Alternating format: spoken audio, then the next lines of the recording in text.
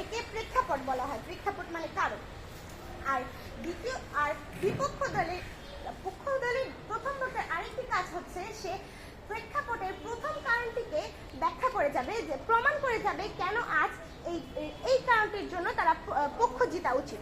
আর বিপক্ষ দলের প্রথম বক্তার কাজ হচ্ছে পক্ষ দলের প্রথম বক্তা কি বলে গিয়েছে তা খণ্ডন করা এবং তার সাথে দ্বিমত পোষণ করা, যে আজ কেন বিপক্ষ দল জিতা উচিত।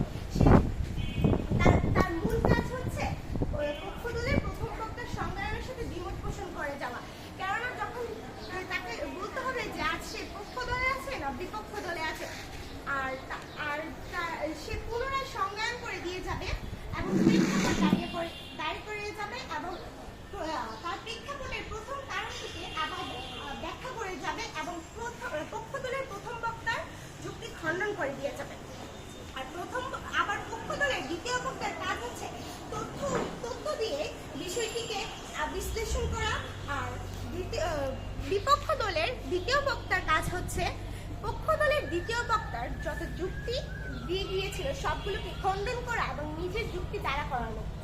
আর পক্ষ দলের তৃতীয় বক্তার কাজ হচ্ছে বিপক্ষ দলের প্রথম ও দ্বিতীয় বক্তা যা যুক্তি বলে গিয়েছে তা খণ্ডন করা এবং নিজের যুক্তি দ্বারা করানো।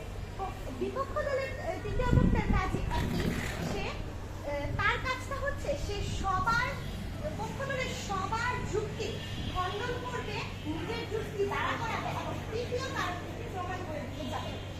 আর যুক্তি খণ্ডনের জন্য আরেকটি পর্ব থাকে, কেননা যুক্তি খণ্ডনের জন্য যখন এখানে 2 মিনিট দেওয়া হয়, সেখানে যেই যুক্তিগুলোকে খণ্ডন করা হয় না সেগুলোকে তৃতীয় বক্তারা এসে খণ্ডন করে যায়।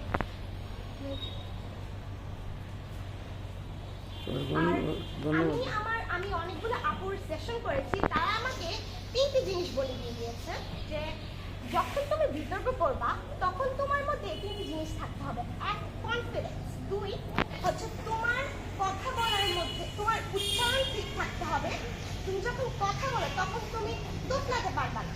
আর 3 হচ্ছে তোমার বলো বাকিগুলো বলো।